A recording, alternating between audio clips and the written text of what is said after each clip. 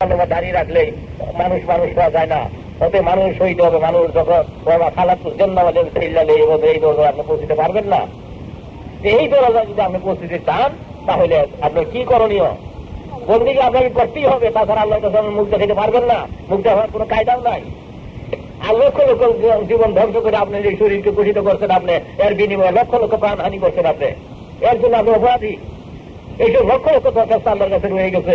আল্লাহ আপনাকে এই সমস্ত গুলো জিজ্ঞাসা করবে, আল্লাহর কোর্টে এগুলো বিচার হবে। এইগুলা খাই আপনি কি করছেন? চুরি করছেন দুনিয়াতে, না কি করছেন? আল্লাহ বন্দী করছেন না? আপনি জেকরান কাফির আপনার হয়েছিল না? আপনি আসরাতুল মুমিনিন হয়েছিল না? কি আপনি এই সমস্ত জিনিসগুলা নাশ করে সমস্ত দুনিয়া নিজের উদরপূর্তি করতেন, নিজের আরাম আয়াসের দিকে থাকতেন, আর নিজের সুখ ভোগ করতেন, কিন্তু লক্ষ লক্ষ জীবনের বিনিময়ে করতেন সেগুলা।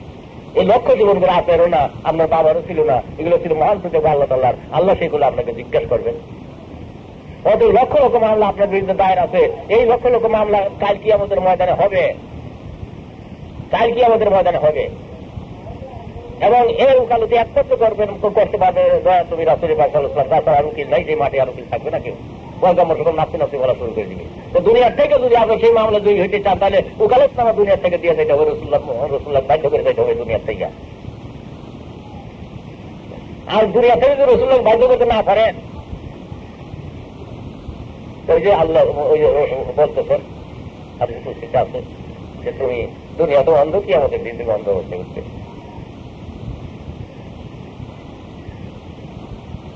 দুনিয়াটা আল্লাহ অন্ধ, কি আমাদের যে অন্ধ হচ্ছে, আপনি আবার কি চান? কোন রবি আল্লাহ আপনাকে দিবেন? কোন ব্যবস্থা আপনি যেতে চান? অতএব দুনিয়া থেকে তার বুঝ বিচার করে যদি মানুষ হইতে হবে, মানুষের বুঝ বিচার করে যাইতে হবে। যে প্ল্যাটফর্ম আপনি তৈরি করবেন, যে আমল আপনি দুনিয়াতে তৈরি করবেন, সেই আমলের উপরে আপনি তাম দুনিয়াতে আপনি বসবাস করবেন, মৃত্যুর সময় থাকতে হবে, এবং সেই আমলকে আপনি কবরে যাইতে হবে। ওই আমলের উপরে কবরে আপনার ভালো বন্ধু দিতে হবে, এবং সেই আমলের উপর নিয়ে আপনি কাল কিয়ামতের ময়দানে হাসরের মাঠে উঠবেন, এবং সেই আমলের উপরে বিচার করে আপনি হলে জাহান্নামে যাবেন, আর বেহেশতে যাবেন। এই আমলটা দুনিয়া মুসলিম মুদ্রাতুল আখিরাত, এই আমলটা আমরা দুনিয়া থেকে আপনাকে তৈরি করে দিতে হবে। অতএব কতটুকু আমল তৈরি করেন সেই বিশেষ চিন্তা করবার বিষয়। আর কোন সময় দুনিয়া থেকে আপনি চলে যাবেন সেটা চিন্তার বিষয়। বাবা আদম আলাইহিস সালামের কোন অপরাধ ছিল না, তিনি কোন অন্যায় করছিলেন না, তিনি পয়গম্বরদের জন্য গুনাহ করা হারাম, তিনি গুনাহ করছিলেন না। সামান্য একটু ভুল ত্রুটি হয়েছিল মাত্র, বেহেশতে গালাখানাতে একটু ভুল হয়েছিল। কি ভুল? বলছিলেন যে গন্ধম খাইও না, কিন্তু শয়তানের চক্রে বুঝা সেগুলা আদম আলাইহিস সালাম সামান্য একটু আহার করার জন্য বেহেশতের থেকে বেহেশতে জামা কাপড় খাই নেওয়া হইল, বেহেশতে ফেলে দেওয়া হইল, মিয়া বিবিকে দুই দেশে ফেলে দেওয়া হইল, এই যে সে কার সঙ্গে কারবার দেওয়া না হয়, এইটুক মাত্র তার ভুল। এই ভুলটুকের জন্য এত বড় অপরাধ। আচ্ছা বেশ, এই অপরাধের দুনিয়াতে তিনি এসে কাঁদলেন 340 বছর পর্যন্ত, 350 বছর পর্যন্ত দুনিয়াতে কাঁদলেন। কান্দার পরেতে 350 বছর কান্দার পরেতে তিনি জবল রহমতের যে আস্তে আস্তে জবল রহমতের পাহাড়ে চলে গেলেন। আল্লাহ তাআলা সেই দিন মা হাওয়াকেও সেখানে নাই না, আল্লাহর কুদরতের শক্তি দ্বারা না হাজির করলেন। মিয়া এবং বিবির দেখা হইল জবল রহমতের পাহাড়ের ভিতরে। মিয়া বিবির সঙ্গে বাবা আদম হাওয়ার সঙ্গে দেখা হইল জবল রহমতের পাহাড়ে। সেই পাহাড়ে বাবা আদম মা হাওয়া যে কাঁদছিলেন, সেদিনের কান্দা আল্লাহ ফেরেশতারা আল্লাহর নিকটে বাদী হয়ে বলছেন যে হে খোদা, আগেই তো বলছিলাম যে আপনি মানুষ তৈরি করবেন না, আমরাই আপনার বন্দী করবো। আল্লাহ কোরআন শরীফে বলছেন ওয়া কালা রাব্বুকা লিল মালাইকাতি জাইলুন ফিল আরদি খালিফা কালু আতাযালু ফিহা মাইয়ুসিদু ফিহা ওয়া ইয়াসফিকুদ দিমাআ ওয়া নাহনু নুসাব্বিহু বিহামদিকা তুকাদ্দিসুল্লাহ কালা ইন্নী আ'লামু মা লা তা'লামুন। আল্লাহ বলছিলেন যে আমি দুনিয়াতে খলিফা পাঠাবো, আর ফেরেশতারা বলছিল যে কোনো প্রয়োজন নাই খলিফার, আমরাই আপনি বন্দী করবো। খলিফার মারামারি কাটাকাটি করবে, আর তার থেকে আমরা বন্দী করি, তাই তো ভালো। আল্লাহ বলে ইন্নী আ'লামু মা লা তা'লামুন, আমি যা জানি তা তোমরা জানো না। এখন মিয়া বিবির কান্দার দুটো ফেরেশতারা আল্লাহর কাছে বাদী হয়েছে। আল্লাহ আগেই তো বলছিলাম যে আপনি তৈরি করবেন না, এখন তৈরি করলেন যারা এর কাছে কান্দা আমাদের সহ্য হয় না। সমস্ত ফেরেশতারা আল্লাহর কাছে নালিশ পেশ করলো যে হে মা আয় বারে খোদা, আদম হওয়ার কান্দা আমাদের সহ্য হয় না, ওই আদমের এক ব্যবস্থা করে। আর তার বলেন আমরা দুনিয়ার আদমের সঙ্গে হয়ে কান্দি।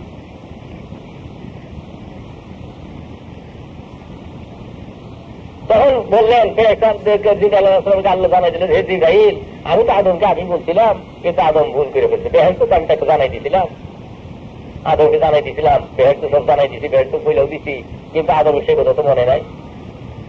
তখন আদমকে স্মরণ করে দাও। তখন জিবরাইল আলাইহিস সালামের জবল রহমতের পাহাড়ে তারা আযান দেওয়া শুরু করলো। যখন বললো যা শাহাদু আন্না মুহাম্মাদার রাসূলুল্লাহ, এই কথা বলার সঙ্গে সঙ্গে আদম আলাইহিস সালাম উপরের দিকে নজর করলেন। উপর দিকে নজর করে দেখলেন আদম নেই, উপর জব উঠায়া নজর, লেখা পায়া নামে নবী আর সে খুদা সে দুয়া মাঙ্গে কে মেরে খাতা, তুভাইলে পয়গম্বর বক্সা হবে খুদা। তখন আদম আলাইহিস সালাম উপরের দিকে তাকাইলেন, তাকে দেখলেন তার সময় লেখা লা ইলাহা ইল্লাল্লাহ মুহাম্মাদুর রাসূলুল্লাহ। এই কলমা দেখে আদম আলাইহিস সালাম কান্দা আরম্ভ করলেন যে হে খুদা, তোমার নামের সঙ্গে তোমার হাবিব পাকের নাম, সেই নামের উসিলায় গুনাহগার আদমের গুনাহ তুমি মাফ করে দাও। আল্লাহ জানাই দিলেন যে হে আদম, বেহেশতের ভিতরে যদি তুমি এই নামের উসিলা নিয়ে তুমি ক্ষমা করতে, কোশ্চেন কালে তোমার বেহেশত থেকে নামাজ হইতো না, বেহেশতে তোমার গুনাহ খাতা সমস্ত মাফ করে দেওয়া হইতো। যাই হোক, তোমাকে দুনিয়ায় নামাই দেওয়া হইতে, তোমার তওবা তোমার কবুল করা হইল, গুনাহ মাফ করে দেওয়া। আচ্ছা, এখানে প্রশ্ন হইল যে আদম আলাইহিস সালামের গুনাহ আল্লাহ মাফ করে দিলেন, তওবা কবুল করলেন, তো বাড়িটা তো ফেরত দেওয়া উচিত। যে বাড়ি থেকে আদমকে তাড়াই দেওয়া হইল, যে বাড়ি থেকে তাড়িত হয়ে আদম আলাইহিস সালাম 340 বছর মতো দুনিয়া পৃষ্ঠ করে কাঁদলেন, এবং 340 বছর কান্দার পরে আল্লাহ তাআলা জবল রহমতের পাহাড়ে নিয়ে তাকে হাজির করলেন, এবং সেই আরফার ময়দানে দাঁড়িয়ে আল্লাহ তাআলার কাছে কান্দার পরে সে তওবা কবুল হইল, গুনাহ আল্লাহ মাফ করে দিলেন। আচ্ছা, মামলা ডিগ্রি হইল আদম, বাড়িটা তো পাওয়া উচিত না, বাড়ি পাবেন, এটা কোন জাতি ডিগ্রি পাওয়া গেল? আমি যখন আমার কোনো অপরাধ ক্ষমাই হইল, আমি যখন দোষী না, মাফ করে দেওয়া হইল, তো দোষী না তো আমার সম্পত্তিটা তো আমি ফিরিয়ে পাবো, আমার সম্পত্তি বেহেশত বানাবা না, সেটা তো আল্লাহ তাআলা আমাকে ফিরিয়ে দিবেন, তো ওটা তো দিলেন না ফিরিয়া। কিন্তু আল্লাহ জানাইতেছেন ওটা তুমি ফেরত পাবে না, যেহেতু গন্ধনের দ্বারা তুমি তোমার যে শরীর কলুষিত হয়ে গেছে, এই শরীর নিয়ে তুমি বেহেশত আসতে পারবে না।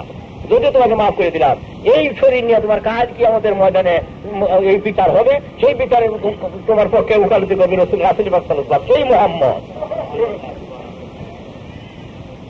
সেই মুহাম্মদের উকালতিতে তুমি কাজ কি আমাদের দিন তোমাকে হাসরের মাঠে দাঁড়াইতে হবে। তারপরে বিচার যদি তুমি বেহেশত পাও, তোমাকে বেহেশত দিয়া দেওয়া হবে, আদারওয়াইজ তুমি পাইতে পারো না।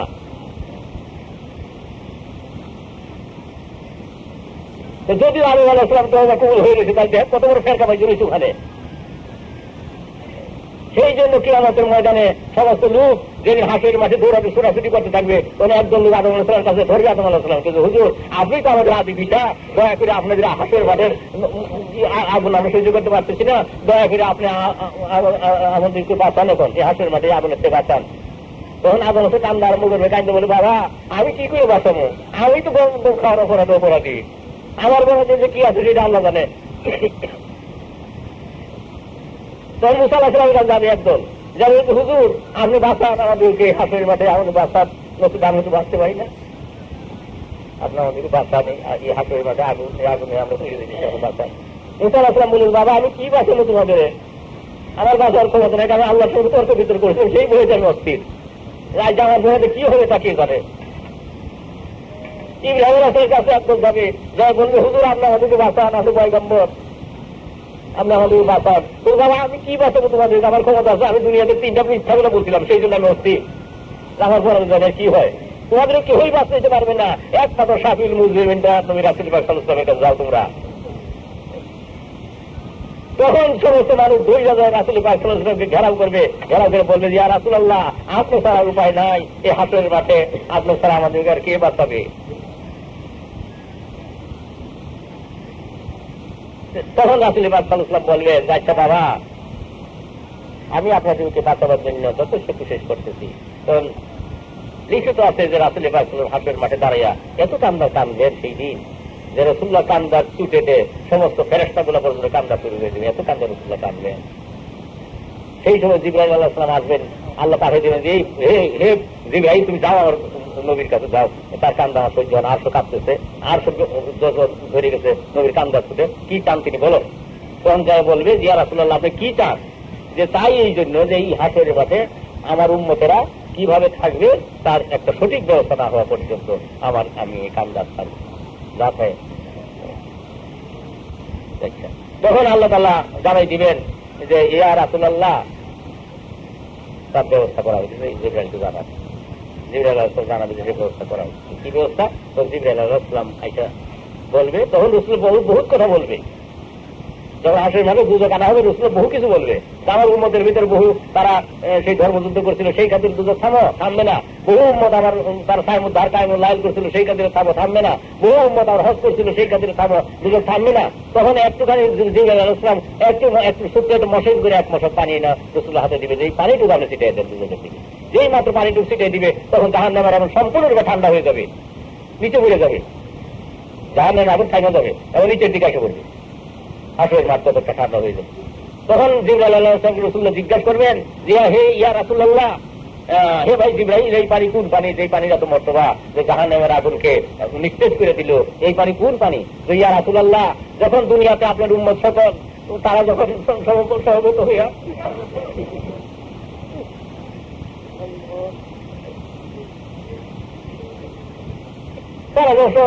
আসল মুর্শিদের কাছে যখন করে কাঁদত, যখন মুর্শিদের কারণের কাছে পয়সা তারা কাঁদত, সেই যে চোখের পানি আমি ঠুকে আনতাম আর একটা জান্নাতুল ফেরদাউস সেগুলো আমার উপরে রাখা হয়েছিল, ইয়া রাসূলুল্লাহ, সেই পানির দ্বারা দুজকের আগুনকে ঠান্ডা করে দেওয়া হইল। কাজেই যদি আপনারা দেখতে চান, যদি আল্লাহর সঙ্গে বিকারের মুখে যেতে চান, আর যদি বন্দীকে কামেল হতে চান, যদি বন্দী করতে চান, সেইখানে পীরে কামেলের কাছে যাই ওই রসুলের মহব্বত আপনাদেরকে শিক্ষা করতে হবে। তবে সাথীরা আপনি না করতে প্রত্যাশা করেন, তাছাড়া আর নাজাতের কোনো পথ হবে না, হাসের মানে নাজাতের কোনো পথ হবে না। সেই সময়ে যখন আগুন থাইমা যাবে, তখন দুজকের আধা উপরে সূর্য থাকবে, সেই সূর্যের আগুনেতে হাসের মাথা পুরা লাল হয়ে যাবে, তাবার মতো হয়ে যাবে। তখন রাসূল আবার কান্না শুরু করবে, কান্না বলবে যে আজ আমার উম্মতেরা দুজকেরা খুব করলো, কিন্তু এই উম্মতেরা এখানে দাঁড়ায় থাকবে কেমনে? এমন বলবে যে আমার উম্মতের দুনিয়াতে কোনোদিন হারে নাই, তারা হাসের মাথা আসবেই বা কেমনে? এর সঠিক ব্যবস্থা না হওয়া পর্যন্ত আমি ছাড়তেছি না এই কথা। তখন জিবরাইল আলাইহিস সালাম বলবেন যে হে জিবরাইল, আল্লাহ বলবেন হে জিবরাইল, আমার নবীকে জানাই দেন যে আপনি আপনার উম্মতের উচিত জানাই, আপনার প্রত্যেক উম্মতের কবর একটা করে বুড়াট পাঠাই দিব। আমি উঠে উঠে আমি বুড়াট উঠে আমি হাসের মাথা আনবো, তো থেকে আপনি যেন আর কাঁদবেন না। তখন বলবেন ইচ্ছা উম্মতের ব্যবস্থা যদি আপনি করেন, কিন্তু ওই যে এখন হাসির ঘরে দাঁড়ায় থাকতে পারেন, এর ব্যবস্থা কি হবে? তখন জিবরাইল আলাইহিস সালাম বলবেন ইয়া রাসূলুল্লাহ, তার ব্যবস্থা করে দেওয়া হইতেছে। আপনি বহুদিন কবরে ছিলেন, আপনি চুল মুবারকে বহু ধুলাবালি আছে, সেগুলো ঝাড়ু দেন, ঝাড়ু দেওয়ার সঙ্গে সঙ্গে ঝাড়ু দিয়ে সেই ধুলাবালি আবরের আকারে এমন হবে প্রত্যেকটা উম্মতের মাথার উপরে একটা করে আবর সেজে থাকবে। বলে আবার বলবো ইয়া রাসূলুল্লাহ, আপনি তো বহুদিন কবরে ছিলেন, আপনি দাড়ি মুবারকে বহু ধুলাবালি জমা হয়ে রয়েছে, সেগুলো আপনি ঝাড়ু দেন, রাসূলুল্লাহ ঝাড়ু দিবেন, প্রত্যেকের উম্মতের পায়ের নিচে একটা করে আবরের মতো একটা আল্লাহ শক্তি পাইসে পৌঁছিবে। উম্মতগুলো সে আবরের উপর দাঁড়ায় থাকবে, পানির উপরে দাঁড়াইছে পানির স্তর, উপরে পানির স্তর আল্লাহ ঠান্ডা করে রাখবে। সেটা যদি আপনি লাভ করতে চান, তাহলে পীরে কামেল ছাড়া এই নীতি হাসিল করতে পারবেন না। আল্লাহ আপনাকে কবুল করে স্বীকৃতি আল্লাহ দিতে রাজি না। শুধু মুখে বললাম আর মানুষকে দেখাইলাম যে হ্যাঁ আমরা বহু বন্দি করি, চৌকাত বইরা বিরাট পাগড়ি বান্ধা দেখাইলাম যে হ্যাঁ আমি বিশেষ বন্দি করতেছি, কিন্তু হযরত সাদি বলতেছে বিশাল পাগড়ি আর টাকাল দাড়িতে নরের মহত্ব কিছু পারে না তাহাতে। তুমি বিশাল বড় পাগড়ি বান্ধা এক হাত লম্বা দাঁড়িয়ে রাখলে তুমি মুমিন হইতে পারো না, আল্লাহ সান্নিধ্য লাভ করতে তুমি পারো না, যতক্ষণ পর্যন্ত আল্লাহর পূর্বের ভিতর তুমি ঢুকতে পারবে। তাহলে দেখেন রাসূল পাক সাল্লাল্লাহু আলাইহি ওয়াসাল্লাম কেউই বাঁচতে পারবে না, রাসূলুল্লাহর দয়া ছাড়া কাল কিয়ামতের ময়দানে কেউই বাঁচতে পারবে না। তাই আশিকান নতুন গাইতেছেন যে ইয়া নবী মুহাম্মদ পাপির কান্ডার, ইয়া নবী মুহাম্মদ পাপির কান্ডার, তোমাকে দিয়াছেন আল্লাহ শাফায়াতের ভার, ইয়া নবী মুহাম্মদ হাসরের মাঠে যেদিন দুজক আসিবে, হাসরের মাঠে যেদিন দুজক আসিবে, উম্মতি উম্মতি বইলে নবীজি কাম দিবে, ইয়া নবী মুহাম্মদ। কাজে কাজে সেই দিন যদি কান দেয় একটু দয়াল নবী একমাত্র হাসের মাঠে বইলে কান দিবে। তাই হযরত জামি বলতেছেন জিয়া রাসূলুল্লাহ, আপনার প্রশংসা আমি কি করব? হাসরের দিন আপনি মুখ করে মাথা ঠুকরে ঠুকরে চলে, এরকম তো আমার হাসরের মাঠে আপনি মাথা ঠুকরে ঠুকরে চলবে ইয়া রাসূলুল্লাহ, আপনার প্রশংসা আমি কি করতে পারি ওগো দয়াল নবী? কাজে সেই নবীর মহব্বত উদ্যানের ভিতরে পয়দা করতে পারেন, তাহলে আল্লাহ সান্নিধ্য আপনাদের লাভ হয়ে যেতে পারে। তাছাড়া আদারওয়াইজ বিকল্প কোনো ব্যবস্থা নাই যে আল্লাহ কেন আল্লাহর সান্নিধ্য আপনি লাভ করবেন। আর সেই নবীর মহব্বত যদি সেই নবীর মহব্বত যদি আপনি চান, তাহলে জামানার কোনো কামেলকে আপনি ধরেন।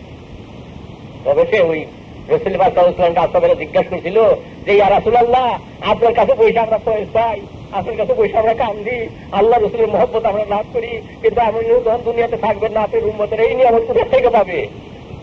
তখন রসুল্লাহ বলছিলেন চোখের পানি মুইসা যে বাবা, সে সমস্ত ভাবে কোন চিন্তা নাই, আমার এমন কতগুলো উম্মত আমার থাকবে যারা আমি আমার কাছে যাইয়া পয়সা দেব, আমার পয়সা ওরা পাই না, আমার সেই উম্মতের কাছে পয়সা সমস্ত পয়সা থাকবে, সেই পয়সা তারা মাতুয়া থাকবে। তাহলে আপনি আমার কাছে পয়সা তা পাইতেছ, আমার উম্মতেরা সেই জামানার যিনি আউলিয়া থাকে তার কাছ থেকে সেই সমস্ত পয়সা পাবে, আমার মহব্বত তারা লাভ করবে সেখানে পয়সা, তারা এতই কান্দন কান দিবে। তাই ফেরেশতারা আল্লাহর কাছে বলবে, মিশির সাহেব যখন জাকেরান কান্দে, তখন একজন ফেরেশতা কথিত আছে, কিতাবে আছে যে একজন ফেরেশতা তামাম দুনিয়া ট্যুর দিয়ে ভ্রমণ করে, ভ্রমণ করতে করতে করতে করতে করতে করতে যায়, কোনো জাকেরের দল কিন্তু তারা পায়, সেখানে তারা যায় এবং তারা তোর কাঁদতে থাকে, তখন সেখানে তারা সামিল হয়ে যায় ফেরেশতারা, সেই রহমতের ফেরেশতারা সেখানে সামিল হয়। সামিল হয়ে যতক্ষণ তারা বন্দি করে, যতক্ষণ আল্লাহ তারা কান্দে, তখন তাদের সঙ্গে সঙ্গে ফেরেশতারাও কান্দে। তখন দুই দল ফেরেশতা আল্লাহর কাছে, একদল ফেরেশতা দিনের ফেরেশতা, তারা দিনের বেলা সমস্ত পৃথিবী ট্যুর দেয়, আর একটা রাত্রির ফেরেশতা, দিনের ফেরেশতা ওইটা যারা রাত্রির ফেরেশতা নাই বা আছে, সমস্ত রাত্রি ভোর তারা ট্যুর দেয়। এই উভয় দল ফেরেশতাকে আল্লাহ জিজ্ঞাসা করবে যে হে ফেরেশতারা, তোমরা যে দুনিয়ায় গেছিলে, আমার বান্দারা কি করতেছে, কি দেখে আসলে? তাতে যদিও আল্লাহ জানেন, সব আলিমুল গায়েব, কিন্তু সবই জানেন, কিন্তু আপনি তো জানেন যে আপনার ছেলে খুব ভালো, আপনার ছেলে ইংল্যান্ড ছেলে খুব ভালো, সমাজচরিত্র ভালো, তাও যদি কেউ এসে বলে যে ইংল্যান্ড গেছিলাম, আপনার ছেলের ভাষা আমার ভারী কষ্ট করছে, তখন কি আপনার পড়ানটা বড় হবে না? তখন কি যে আপনার আরো বড় হবে না? এরকম আল্লাহ শুনতে চান ফেরেশতাদের মুখে আল্লাহ বান্দা কি করতেছে। তাই তখন ফেরেশতারা আল্লাহ জিজ্ঞাসা করবে, ও ফেরেশতাগণ, তোমরা যে দুনিয়ায় গেছিলে, আমার বান্দারা কি করতেছে, কি দেখে আসলে? তখন বলে যে কোথাও মাসে খুঁজে মাগরিব পর্যন্ত ঘুরলাম, আপনার বান্দা আপনাকে ডাকে না, আমার বান্দা আপনাকে স্মরণ করে না, আপনার বান্দা আপনার জেকের করে না। কিন্তু একদল বান্দা দেখলাম তারা তাদের কিনের ডানাতে বইরা এতেই কান্দা কাঁদতেছে, তারা সুখের ক্ষেত্রে ছেড়ে দিছে, সুখের পিছনে ছেড়ে দিছে, তারা বাড়ি ঘর ছেড়ে দিছে, তারা আসলে সুখার আকার ধারণ করে তারা পীরের দরবারে পীরের ডানাতে বইরা তারা এতেই কান্দা কাঁদতেছে যে তাদের কান্দার জন্য হে খুদা, আমরা সেই দরবারে কাঁদতে আসলাম, আমরা না কেন্দা পারি নাই না কেন্দা, যে রাত্রিতে তার শেষ রাত্রে তুই কান্দা কাঁদতেছে, তারা তোমাকে ডাকতেছে আর কাঁদতেছে, কি ডাকে যে আল্লাহ হুইয়া রহমান বলে ডাকতেছে, আর তারা কাঁদতেছে। তারা কি চায় এই ফেরেশতাগণ, তারা কি চায় আমার কাছে? আমি কি জাহান্নাম তৈরি করছি, জাহান্নামের ডরে কান্দে, যে তাও তো দেখলাম না, যে বেহেশতের লোভে কি তারা কাঁদতেছে, তাও না, হে খোদা তোমাকেই তারা চায়। তখন বলবে যে হে ফেরেশতাগণ, তোমরা যা ওই দুনিয়াতে আমার জাতের কসম দিয়ে আমি বলতেছি, আমি রহমতের আমার ওই বান্দাদের জন্য আমি খুলে দিলাম। তাই মিশির শেখবাকে যখন আমরা ডাকে এবং আল্লাহর কাছে কান্দেন, সেই সংবাদ সেই 7 আসমান পর্যন্ত পৌঁছে যায় এবং আল্লাহ তাআলার আরশ পর্যন্ত আপনাদের কান্দার শব্দ চলে যেতে পারে যদি আপনার ঠিক মতো কান্দেন। যদি আপনারা ঠিক মতো কান্দেন, আল্লাহর আরশ পর্যন্ত আপনাদের কান্দা পৌঁছে যাবে। যখন মিশির শেখবাকে ডাকার সমস্যা ডাকে যে ইয়া আল্লাহ ইয়া রাহমান ইয়া রহিম ইয়া আল্লাহ ইয়া রাহমান ও ইয়া রহিম, হে খোদা করে তুমি রহিম রহমান, কাদের গাফার তুমি সকলি তুমি জানো, গুনাহগার বইলে মাওলা দূরে ফেলে দিও না, রহমতের দ্বার হতে না উম্মেদ কইরো না, ইয়া আল্লাহ ইয়া রহমান ইয়া রহিম ইয়া আল্লাহ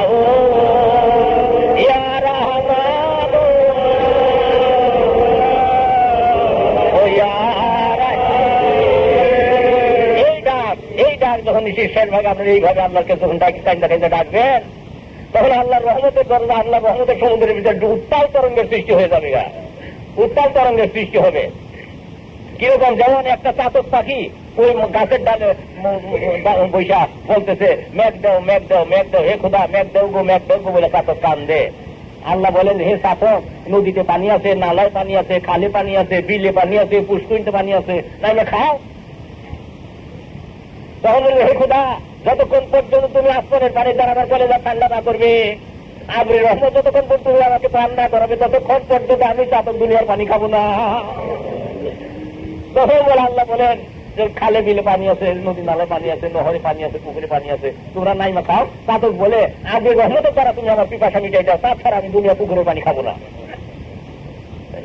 আল্লাহ বলেন, তখন আল্লাহ বলেন যে হে চাতক, শুনে রাখো, আমি আবরের রহমত তাকে দিচ্ছি, দাঁত ভাঙ্গা শাস্তি তাকে আমি দিচ্ছি, তাছাড়া দিই নাই। অতএব তুমি যদি আবরের রহমত চাও, তাহলে দাঁত ভাঙ্গা শাস্তি তোমাকে নিতে হবে। তখন এমন আল্লাহ বলেন, যাও এই রাত ফেরেশতা চাও বাতাস, যখন রাত ফেরেশতা যখন বাতাস চাওয়া যাও, ওই গাছের ডাল ভেঙে দাও। যখন গাছের ডালটা ভেঙে গেল, মরসকে ভেঙে গেল, সেই সময় চাতকের গায়ে পিঠে লাগলো একটা বাড়ি, আর খুঁজবো চাতক পাখি ঘুরতে ঘুরতে ঘুরতে ঘুরতে ওই গাছের নিচে পড়ে যাইয়া চন্দ্র লাগা শীত অবস্থা পড়ে রইল, চাতক মরে কাঁপতো, থর করে কাঁপতেছে, চাতক মরে যায়। কিছুক্ষণ পরে আবার ঘুষ হইল, আবার যখন চাতক ঘুষ হয়ে গেল, তখন গাছের আরেক ডালে বসে আবার বলা শুরু করলো, মেঘ দেও গো, মেঘ দেও গো, মেঘ দেও গো বলে আবার কান্দা শুরু করে দিল। তখন আল্লাহ বলে যে হে রাত, রাত ফেরেশতা, এই চাতক তো এখনো কিন্তু সুযোগ হয় নাই, এখনো যদি সে আবরের রহমতের মেঘ পাইয়া কাঁদতেছে, তাদেরকে দেও আবার হে পানি, আকাশের পানি জমা হোক, যা হয় শিল হয়ে পড়ো ওই চাতকের পিঠে একটা। তখন এক শিল এসে চাতকের পিঠে যখন পড়ে গেল, ধপাস করে একটা শিল পড়ে গেল চাতকের পিঠে, কত বড় শিলের আঘাত চাতক সহ্য করতে পারে? চাতক আবার ঘুরতে ঘুরতে ঘুরতে ঘুরতে জমিনের ভিতরে পড়ে যে ফট করে কাঁপতে কাঁপতে ফিট হয়ে গেল। যখন চাতক ফিট হয়ে গেল, কিছুক্ষণ পরে আবার যখন চাতকের ঘুষ হলো, আরেক ডাল ছিল, সেই ডালে বসে লাভ যে ডালে বসে বললে আবার বলা শুরু করলো, মেঘ দেও গো, মেঘ দেও গো, মেঘ দেও গো। এই যখন বলা শুরু করলো চাতকে, তখন আল্লাহ বলেন, হে রাত ফেরেশতা দেখো, হে মেকাইল ফেরেশতা দেখো, এটা সামান্য ক্ষুদ্র একটা পাখি, তার ইমান দেহ কিরকম, কত মারাই মারলাম রে, কত আঘাত করলাম, তাও যখন সে আবরের রহমতের পানি যখন সে ভুললো না, দেহ দুনিয়াতে পানি বর্ষাও, হে রাত্রে চালাও বৃষ্টি দুনিয়াতে। তখন দুনিয়াতে প্রচন্ড বৃষ্টি আরম্ভ হয়ে গেল, খেচর বাঁচলো, ভূতর বাঁচলো, মানব বাঁচলো, দানব বাঁচলো, কীট বাঁচলো, পতঙ্গ বাঁচলো, দেহ বাঁচলো, সবই বেঁচে গেল এক চাতকের কান্দাতে। তাই ওই আবরের রহমত তাকে রান, সেটাই হচ্ছে আল্লাহ ভেদের চাতকেরা, এরাই নিশির ভাগে আল্লাহর রহমত থেকে কানতে থাকে। আর ওই মুনাফিকরা ঠাট্টাও করে, তাই ওই যে আশিকান সকল গান গেয়ে গেছেন যে আজ কি মধুর কান্দা কেন্দেছে জাকের গন, আজ কি মধুর কান্দা কেন্দেছে জাকের গন, কেন্দেছিল মদিনাতে নবীজির আসহাবগণ, কেন্দেছিল মদিনাতে নবীজির আসহাবগণ, আবু জাহেল তাদের তোরে করলো কত জ্বালাতন, আবু জাহেল তাদের তোরে করলো কত জ্বালাতন, আজ কি মধুর কান্দা কেন্দেছে জাকের গন, কেন্দেছিল কারবালাতে ফাতেমার আওলাদ গণ, কেন্দেছিল কারবালাতে ফাতেমার আওলাদ গণ, এজিদ তাদের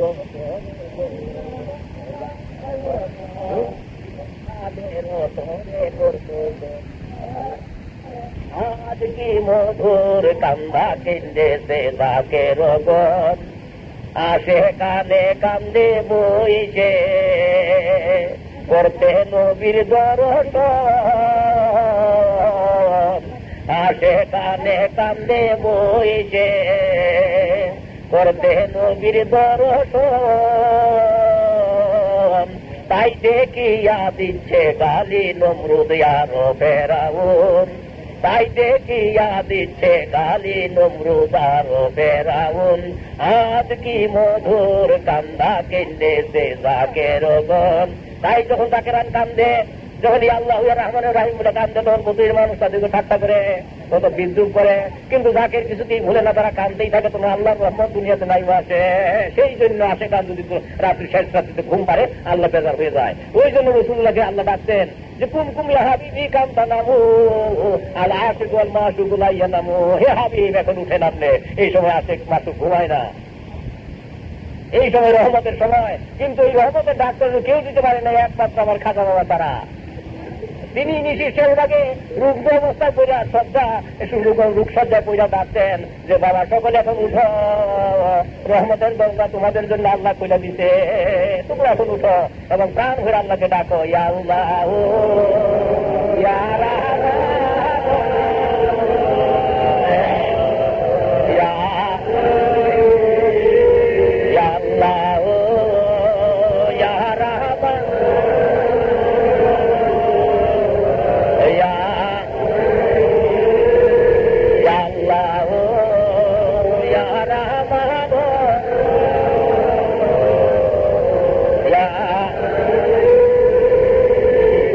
কথা হচ্ছে জোয়ামা খালাকুল জান্নাহ ওয়াল ইনসাইল্লাহ আমি আগে বলে রাখছি, ওই সূত্রটাই আমি গাইতেছি। জোয়ামা খালাকুল জান্নাহ ওয়াল ইনসাইল্লাহ ইয়াবুদুন। আল্লাহ বলেন আমি মানুষের জিনকে আমার বন্দী করছি, জিনকে অ্যাটাচ করে রাখা হচ্ছে, জিন মানুষ তার বন্দী করতে জানে না, ওই সূত্রটাই আমি গাইতেছি। জোয়ামা খালাকুল জান্নাহ ওয়াল ইনসাইল্লাহ ইয়াবুদুন। আল্লাহ বলেন আমি মানুষের জিনকে আমার বন্দী করছি, জিনকে অ্যাটাচ করে রাখা হচ্ছে, জিন মানুষ তার বন্দী করতে জানে না। জিন বন্দী করবে মানুষের দ্বারা, মানুষের সঙ্গ লাভ করিয়া, তাছাড়া দিনের কোন বন্দী নাই বলে এক সঙ্গ উল্লেখ করা হয়েছে। আচ্ছা, তাহলে ওই ওয়ামা খালাকুল জান্নাহ ওয়াল ইনসাইল্লাহ ইয়াবুদুন সেই পর্যায়ে আপনি পৌঁছতে চান, আল্লাহর বন্দী যদি করতে চান, তাহলে কি করতে হবে? তখন আল্লাহ বলতেছেন ইয়া আইয়ুহাল্লাযীনা আমানু তাকুল্লাহ ওয়া তাকুল্লাহ, তোমরা আল্লাহকে ভয় করো এবং আল্লাহর সান্নিধ্য লাভ করার জন্য উসিলা করো। এই উসিলা মানে কামেল মুরশিদে কামেল, মানে এটা বিভিন্ন মত চলতেছে। এই উসিলা নিয়ে বিভিন্ন মত চলতেছে। কি কেউ বলে উসিলাতুল হাদিস, কেউ বলে যে উসিলা মুরশিদে কামেল, কেউ বলে উসিলা নামাজ রোজা, এক একজনের মতবাদ এক এক কথা। কিন্তু আসলে উসিলা মুরশিদে কামেল যার সহতে, যার আঙ্গুলি স্পর্শে হৃদয়ের দরজা খুলে গেল, যার মৌলানা রুমি বহুদিন পর্যন্ত তিনি বিরাট মস্ত বড় মৌলানা, মস্ত বড় শিক্ষিত লোক, মস্ত বড় কুনিয়া বিশ্ববিদ্যালয়ে তিনি ভাইস প্রিন্সিপাল ছিলেন, ভাইস চ্যান্সেলর ছিলেন। তা সত্ত্বেও তিনি যখন রিটার্ন করতে পারলেন না, আল্লাহ সান্নিধ্য লাভ হলো না, নামাজের হুজুরি হাসিল হলো না, ওয়ামা খালাকুল জান্নাহ ওয়াল ইনসাইল্লাহ ইয়াবুদুন, এর মধ্যে যখন তিনি সাপ পাকতে পারলেন না, তখন তিনি মনে করলেন যে এটা আমার দ্বারা হবে না, এটা কোনো পীরে কামেল ছাড়া। তখন তিনি ঘুরতে ঘুরতে গেলেন শামসুদ দেবরিজির কাছে। তার সঙ্গে সঙ্গে শামসুদ দেবরিজি বলল, হরতে খান ভাই দর্শন দাফন কোন, হে মৌলানা তুমি যা কিছু করছো, তোমার দলিল করছো, তোমার বিদ্যা মাটিতে কবর দেওয়া হয়। তাই মাটিতে সেগুলো তিনি ভুলে গেলেন। সাধারণ মানুষের মধ্যে পীরের কাজ করা আরম্ভ করলেন।